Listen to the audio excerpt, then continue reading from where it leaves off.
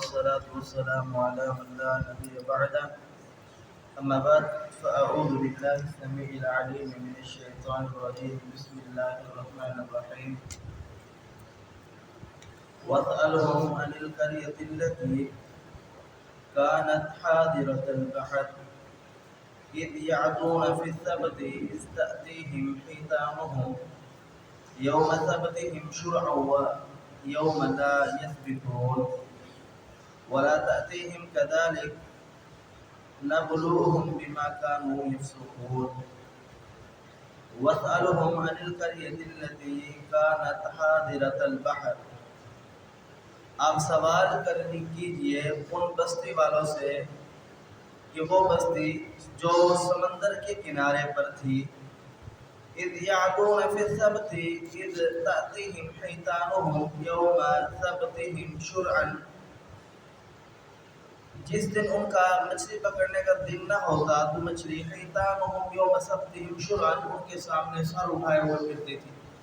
حیتانہم بڑی مچھلی کو کہا جاتا ہے. وَيَوْمَ لَا يَسْبِتُونَ اور جس دن اس کا دن نہ ہوتا ان کے سامنے مچھلیاں بڑی بڑی آ کر کے ان کے سامنے گھومتی تھی.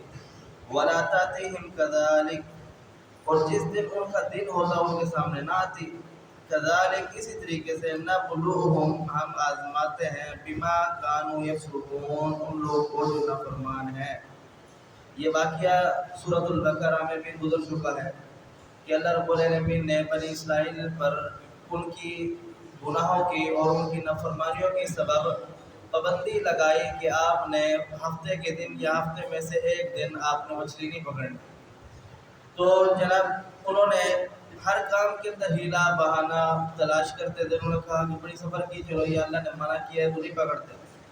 اللہ کی طرف سے تو آزمائش تھی کہ اس کو نہیں پکڑنا. جب اللہ رب العالمین نے منع کیا تو ان کو رک جانا چاہیے تھا, لیکن انہوں نے دیکھا کہ یار جس دن اللہ نے منع کیا اس دن تو بڑی مچھلیاں ہی زیادہ ہے اور بڑی بڑی مچھلیاں, اور جس دن اللہ رب العالمین نے منع نہیں کیا اس دن تو مچھلیاں آتی ہی نہیں ہے, تو پھر کیا کیا جائے. لہٰذا انہوں نے سوچا کہ کوئی اس کی ترکیب لگائی جائے. مفسرین نے لکھا یا پھر وہ جمعے کے دن کوئی ایسا جال لگا دیتے تھے, مچھلیاں ان کے جالوں کے اندر پھنس جاتی تھی اور پھر اس کو جا کر کے ہفتے کے بعد پکڑتے تھے. یا پھر وہ ایسا انہوں نے گڑھے ایسے کہ نام خندق کی کھود دی, ایسے کھڈے کھود دیے کہ جن کے ذریعے سے وہ جو مچھلیاں تھیں وہ ان کھڈوں کے اندر آ جاتی, پھر انہیں بند کر دیتے, پھر جا کے ان کو دوسرے دن پکڑتے. تو یہ اللہ رب العالمین کو دھوکہ دینے کی کوشش کر رہے تھے. پیچھے آیات میں آپ نے سنا کہ اللہ رب العالمین فرماتے ہیں یہ مجھے دھوکہ نہیں دے رہے, یہ اپنے آپ کو دھوکہ دے رہے ہیں. مفسرین لکھتے ہیں کہ یہ بات صرف ان کو بتانے کا مقصد یہ تھا کہ یہ اللہ رب العالمین کو دھوکہ ایسا نہیں ہے کہ کوئی آپ یہ سوچے کہ میں کوئی سمجھدار ہوں کہ معاذ اللہ رب العالمین کو یہ بات سمجھ نہیں آئی ہوگی. اگر آپ سمجھدار ہیں تو اللہ رب العالمین یہ بات کو اچھی طریقے جانتا ہے جس طریقے سے تمہارے دل کا کیفیت ہے, تمہارے دل کا معاملہ ہے. اگر اللہ رب العالمین نے تم پر کوئی چیز حرام کر دی ہے وہ حرام ہے تو وہ حرام ہے. اگر اللہ رب العالمین نے تم پر کوئی چیز حلال کر دی ہے وہ حلال ہے تو وہ حلال ہے. اب بعض لوگ کہتے ہیں کہ جیسے کہ زنا ہے اس کو پیسے دے کر کے کیا جائے تو پھر اس کی مطلب اس کا گناہ ختم ہو جاتا ہے. ایسا نہیں ہے, اس کو منع کیا گیا تو گناہ ہے تو گناہ ہے.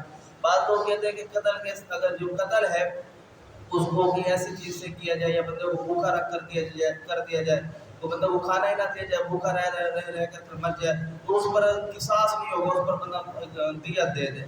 تو یہ بھی ایک قتل ہے. جان بوجھ کر کے جو بندہ قتل کر رہا ہے اس کا نیت ہی قتل کیا ہے تو یہ بھی قتل ہے. اس کے ہیلے اور بہانے ہیں اپنے راہ اختیار کرنے کے لیے.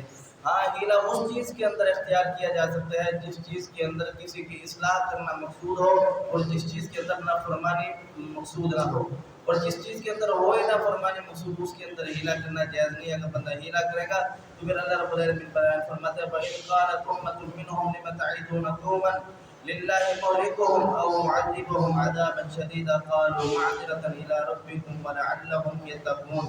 ان میں سے ایک گروہ وہ تھا جو کہتا تھا کہ یار یہ کام نہ کرو, اللہ رب العالمین کی نافرمانی ہے, اس سے بعد آ جاؤ, ایسا نہ ہو کہ سخت عذاب آئے ہمیں بھی لے جائے آپ کو لے جائے.